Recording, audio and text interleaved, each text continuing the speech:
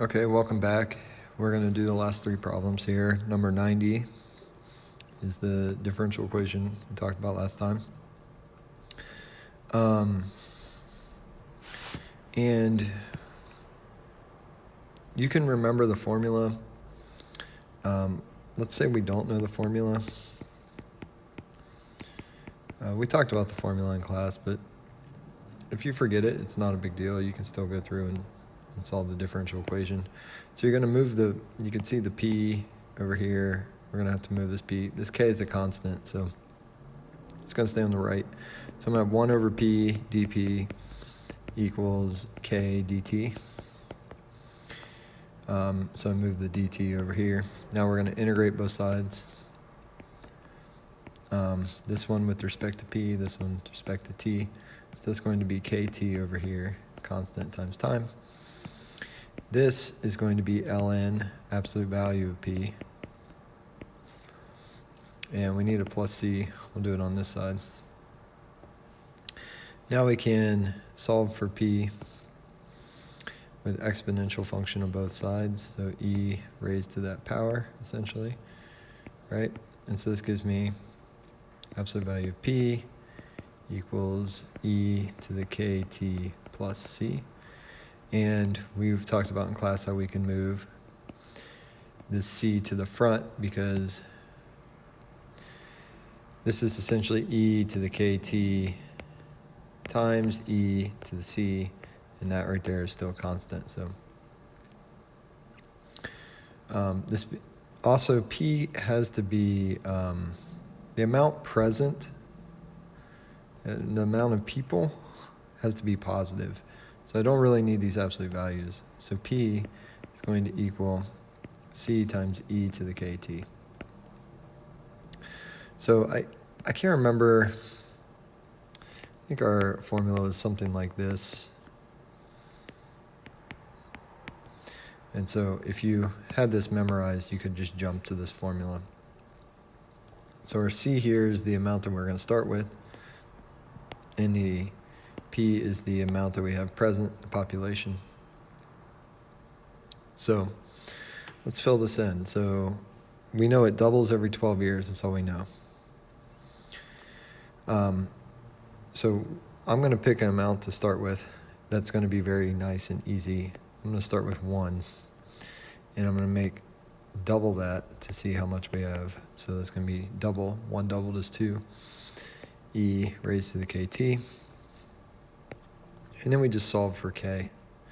Also, actually, we know our time is 12 years. So, I mean, no matter what you put, you're going to get the same thing. If you put 8 and 16, when you divide, you end up with 2 here, right? So no matter what you put in for these, you just need to make this one twice as much. You could put a0 in 2 times a0 and then divide and cancel the a0s. However you want to do it, whatever works for you. Okay, then let's go ahead and ln both sides. So ln of 2 is equal to ln of e times 12k, or raised to the 12k. So this becomes ln of 2 equals 12k, and we can divide by 12, ln of 2. And so then k is equal to ln of 2 over 12. So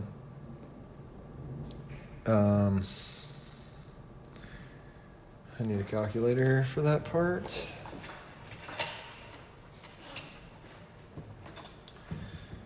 So I'm just going to type this into my calculator. I'm not going to show it on the screen. I got 0.577. So I'm choosing A. All right, number 91, function's continuous. And 0 to 8 of f of u du is 6. What's the value from 1 to 3 of x times f of x squared minus 1 dx? At first, when I read this, I was like, okay, how are these two things connected? And they kind of set you up with the u substitution. But if you just looked at this one and wanted to do u substitution, because you don't know what f is. That's the problem. You don't know what f is. But if you let u equal x squared minus 1, then du would equal 2x dx. And we have an x dx. We just don't have the 2. So we divide by the 2. So we get 1/2 du is equal to x dx. And then we can swap out the x dx for 1/2 du. So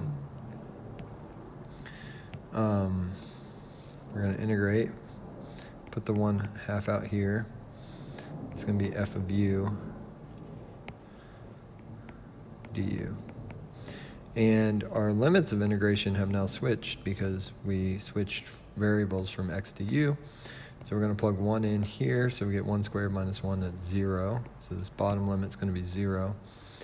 Our top limit, 3, we're going to plug that in. We get 3 squared minus 1, that's 9 minus 1, that's 8. Whoa, whoa, whoa, well, look at this. Well, look at this. Look at this, chat. We know that. That's 6. It says it right there. So it's half of 6. The answer is 3. Okay.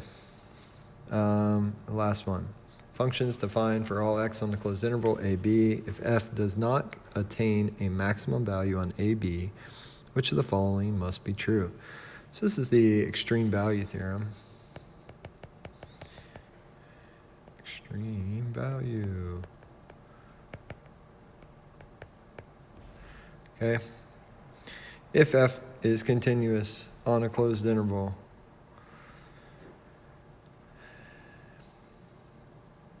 then f has a maximum and a minimum on that closed interval. If f is continuous on a closed interval, then it has a maximum and a minimum on that interval. It's a closed interval. It doesn't say anything about being continuous, so that's the rule it breaks. If it doesn't have a max, it must break a rule. It must not be continuous, because if it was continuous, it would have to have a max. So these other ones, you can read through them, but they're not necessarily true. So all right, so I believe that's the last problem. Hopefully this review helped you.